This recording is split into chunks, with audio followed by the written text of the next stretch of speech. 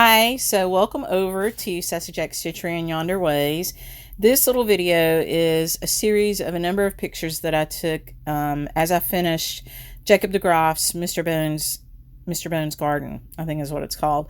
And Jacob DeGraff is the designer for modern folk embroidery. And if you hear a little bit of music underneath, it's him singing a song that he wrote for this design. And I just thought it was fabulous. So all credit goes to Jacob for that. That's his song and his design. And so this is just going to walk you through how I did that little hoop finish. I've stitched the piece, and then I found a hoop that was about the right size that would give me, an inch to a half an inch all the way around the design.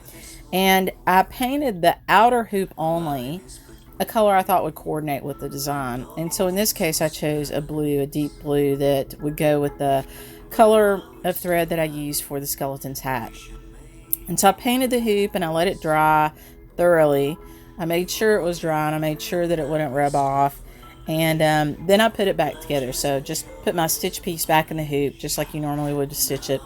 And I got it even. I just kind of pulled it with my hands till I got it, the white space around it looking pretty even. I measured it a little bit just to make sure it wasn't crazy off. It's never perfect, and certainly as you go through the next part and stretch it a little bit, it'll move a little bit. But you want to get that as close as you can. And then in the next picture, you'll see that I laced the back of it. And so I took a linen thread, a Londonderry linen thread. You can use an upholstery thread. You can use some other strong thread that you have. But you just want to tie a knot in the end of it and start it. And you just want to crisscross back and forth across the back of the design in kind of a star shape and gather up that linen with little horizontal stitches as you go. So each time I made a pass, I took a tiny little bite, maybe like a quarter of an inch, and then came back across to the other side of the linen. And I did that all the way around, and I did have to add more thread. So you can't really start with a piece that's long enough or you'll get a giant knot in it. And so when I got to where I needed to add more thread, I just tied a knot in the thread and kept going and cut off the extra part on the other side of the knot and just kept going until I finished it. And so you work your way all around there and you try to gather in all the loose and extra linen. Now you can cut some of your extra pieces off, but you want to have enough to, get a good pull when you're lacing it back and forth. And I actually wanted to see I wanted that linen to be behind my stitched piece. I needed something back there to give it a little bit of depth. And you can add some batting, or, you can do what I did and just kind of leave all the linen in there. And that gives it some support and, some color blocking in the back if you carried any threads or anything like that. And so I got it all laced down and tight, and then I just ended with another knot. And to do that ending knot, I went through it a couple of times with a little bite stitch that I took and just brought the needle up under it and pulled it in a knot. So you want to make sure you end off with a knot and you start with a knot on that. And so then I put it back together, and I went and looked in my stash for a piece of wool that I thought would work as backing. Now, you could use wool, you could use fabric on this part. I really like to use wool because I love the texture it gives, and I like the way, if you're going to hang it, I like the way it hangs on the wall. If you're going to sit it down on a tabletop, it sits really nice too. That wool, the soft texture of it, it's just a good thing. And so I had this in my stash, and it reminded me of the design. It had some of the right colors in it, and it was kind of springy, which is what I was looking for. This to me is a funny, happy little design, and I wanted it to be a spring color. And so I found the wool. I made sure the piece was big enough. I laid it beside the hoop, and I made sure it looked kind of okay with what was on the front side.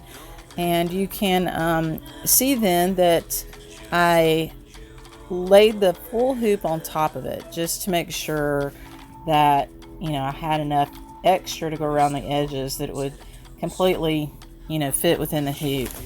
Because what you're going to do with this, if you look at the next picture, you're actually going to take the outer hoop off of your piece. You're going to flip it over to where the right side is down, and the wool is now on top, which is going to be the back. It's going to be the laced part. So you can see the picture where you've got the lacing and your hoop underneath and then the wool on top. I've kind of peeled it back so you can see it. You want it to look like that. And then you're going to take your hoop, your outer hoop, and you're going to put it on the back where the wool is and push it forward so that you're basically trapping that wool inside that outer hoop around your stitched piece. Now, if you've got a top and a bottom, you want to kind of choose whether you want that screw at the top or at the bottom and try to make sure you get that position right. And if you don't get it right, you can always take it out and do it again. And so that's all there was to it. You just kind of push the hoop down over the wool. You can see in the picture it's gathering up there if you turn it over and look at the front as you do that. And you will have to turn it over and look at the front to make sure you get it all the way in there.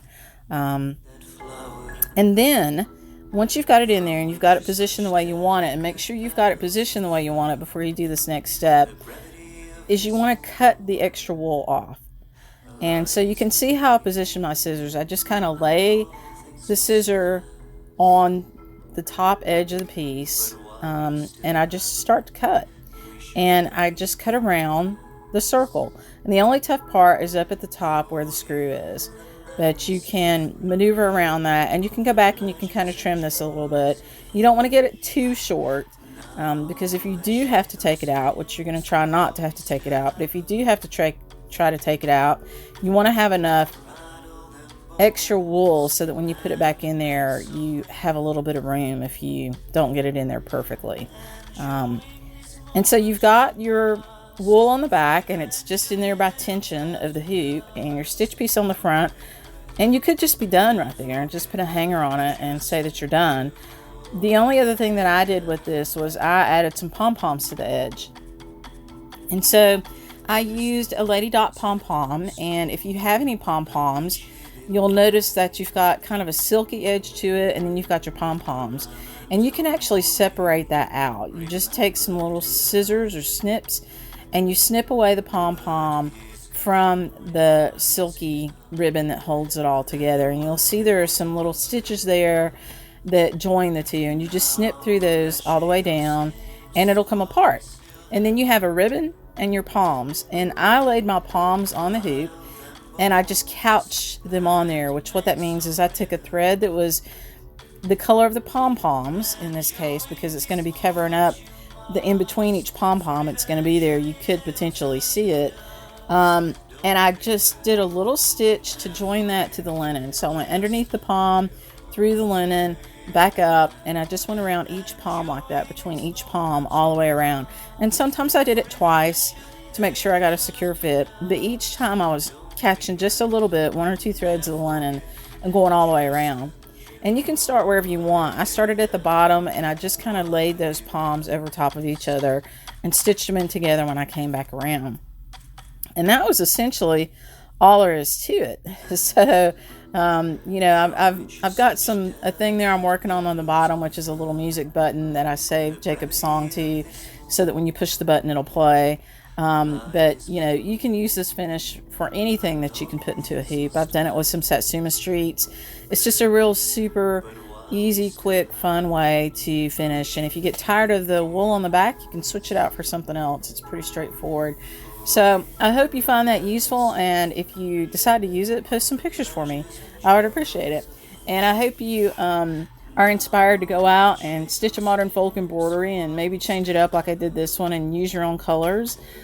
Jacob's got some fabulous designs out there, so we just really appreciate him and all of his talent and creativity, both in designing and in singing. So thanks a lot. Bye.